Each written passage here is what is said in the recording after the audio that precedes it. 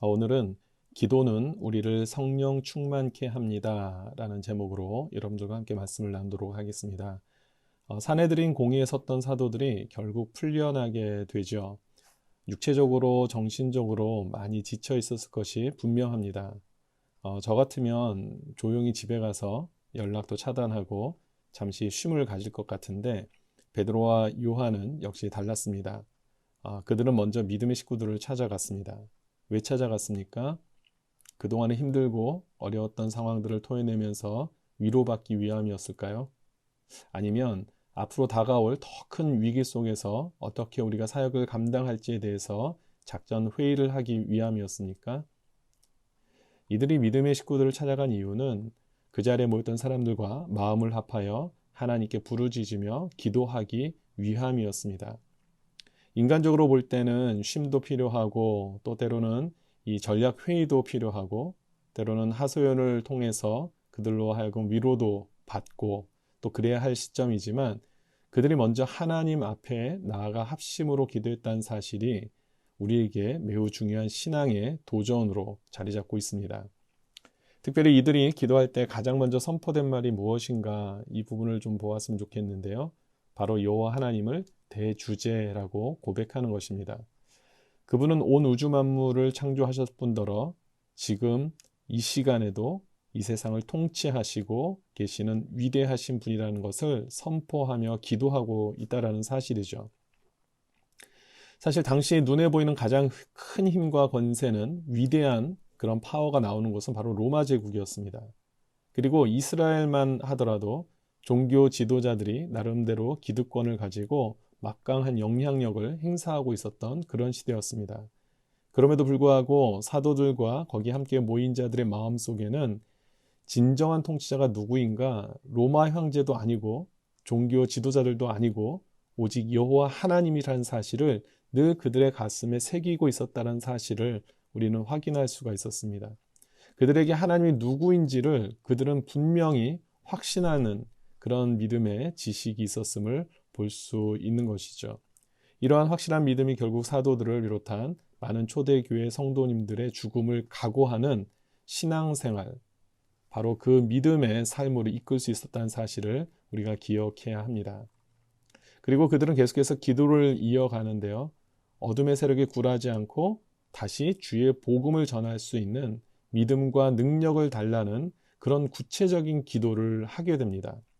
특별히 30절을 보니까 손을 내밀어 병을 낫게 하시옵고 표적과 기사가 거룩한 종 예수의 이름으로 이루어지게 하옵소서 하더라. 아멘. 여기서 가장 우리가 유심히 봐야 될 부분은 뭐냐면 예수의 이름으로 이것을 이루어지게 해달라는 기도를 드린다는 것입니다. 이것은 매우 의미 있는 기도죠. 왜냐하면 지금껏 사도들이 공회에서 이런 종교 지도자들에게 이 공갈과 협박을 받았던 내용이 바로 이러한 부분이었거든요. 다시는 예수의 이름으로 가르치지도 말라는 그런 협박을 받고 풀려나게 된 것이었습니다. 그런데 지금 사도들이 그 풀려나자마자 어떤 기도를 드리고 있습니까? 예수의 이름으로 능력을 베풀기를 간구하고 있는 것입니다. 이것은 무엇을 말하는 것일까요? 그들은 어떠한 협박과 위협에도 굴복하거나 타협할 의사가 전혀 없다라는 것이죠. 사도들로서 하나님께 받은 그 사명을 끝까지 자신들은 감당하겠다라는 겁니다. 세상을 두려워하지 않고 하나님만을 두려워하며 나가겠다라는 그 믿음의 결단, 믿음의 의지를 우리가 볼 수 있습니다. 아무리 자신들을 위협하고 협박한다 할지라도 거기에 굴하지 않겠다라는 것이죠. 제가 이 내용을 보면서 예전에 제가 군대에서 불렀던 군가가 좀 떠올랐습니다. 그 어떤 군가였냐면은 밟아도 뿌리 뻗는 잔디풀처럼 시들어도 다시 피는 무궁화처럼 그렇게 일어난다라는 겁니다. 아무리 밟아도 잔디풀은 계속해서 또 살아나는 것처럼 우리가 그렇게 일어날 수 있다. 뭐 그런 것들을 강조하는 군가였는데 제가 이 설교를 준비하면서 가사를 좀 확인하려고 인터넷 다시 한번 검색해 봤더니 2절도 있는 거예요. 2절을 소개하면 밟아도 돋아나는 보리싹처럼 서리에도 지지 않는 들국화처럼. 그러니까 우리가 믿음의 생활, 신앙의 어떤 그런 결단이 있으면은 바로 이러한 삶을 살아갈 수 있다라는 것이죠. 참된 신앙은 누군가가 밟고 협박하고 위협한다 해서 죽어가는 것이 아니라 밟아도 계속해서 새롭게 되고 강력하게 되는 줄 믿습니다. 그렇게 기도를 다한 후에 이들이 가지고 있는 또 하나의 큰 특징은 뭐냐면 곧바로 기도의 내용대로 실천하였다는 것입니다. 31절 마지막 말씀을 보니까 빌기를 다하매 모인 곳이 진동하더니 무리가 성령이 충만하여 담대히 하나님의 말씀을 전하니라. 여러분, 여기서 한 가지 질문을 드려보겠습니다. 사도들이 기도한 이후에 그들을 위협했던 세력들이 잠잠해졌습니까? 아니면 그들이 갑자기 우호적으로 변했나요? 아니죠. 기도 전과 후에 그들을 향한 핍박, 위협은 아무런 변화가 일어나지 않았습니다.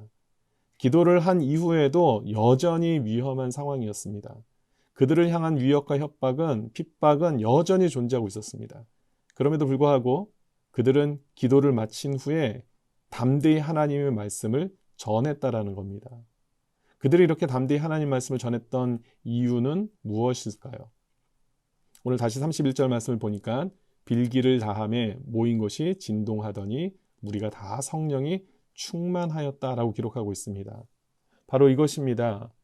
기도를 통해서 상황을 하나님이 변화시키시기도 하시지만 때로는 상황이 변화되지 않더라도 기도를 통해 그들에게 성령 충만한 은혜를 하나님이 부어주신다라는 겁니다. 이 성령 충만함이 있는 자들의 그 믿음을 주님께서 사용하셔서 강하고 담대하게 하셔서 하나님 맡겨주신 그 사명을 감당할 수 있도록 하신다는 사실을 기억해야 합니다. 말씀을 정리합니다. 우리가 박해받을수록, 핍박받을수록, 고난당할수록, 위기를 맞이할수록, 어둠 속으로 들어갈수록 성도는, 또한 교회는 무엇을 해야 합니까? 오직 기도에 전념해야 합니다. 기도를 통하여서만이 하나님께서 성령 충만한 은혜를 주시기 때문에 그렇습니다. 기도할 때 성령 충만하게 되고 성령 충만하게 될 때 어떠한 상황 속에서도 비록 환경과 형편이 바뀌지 않는다 할지라도 우리와 함께 하시는 하나님을 보게 되고 그 하나님이 주시는 담대함과 그 영적인 능력을 가지고 우리가 힘 있고 능력 있는 삶을 감당하게 되고 마침내 승리하게 되는 줄 믿습니다. 우리 사랑하는 모든 성도님들, 지금 마음이 많이 힘들고 어려우십니까? 이럴수록 더 하나님께 기도하며 나아가는 귀한 은혜가 있게 되기를 바랍니다. 기도하는 자를 주님께서 성령 충만케 하십니다. 성령 충만케 된 자가 결국은 하나님의 나라를 위하여 끝까지, 최후까지 승리케 되는 줄 믿습니다. 그러한 은혜 가운데 오늘 하루도 승리하시는 우리 귀한 성도님들 되시기를 주님의 이름으로 축원드립니다. 아멘.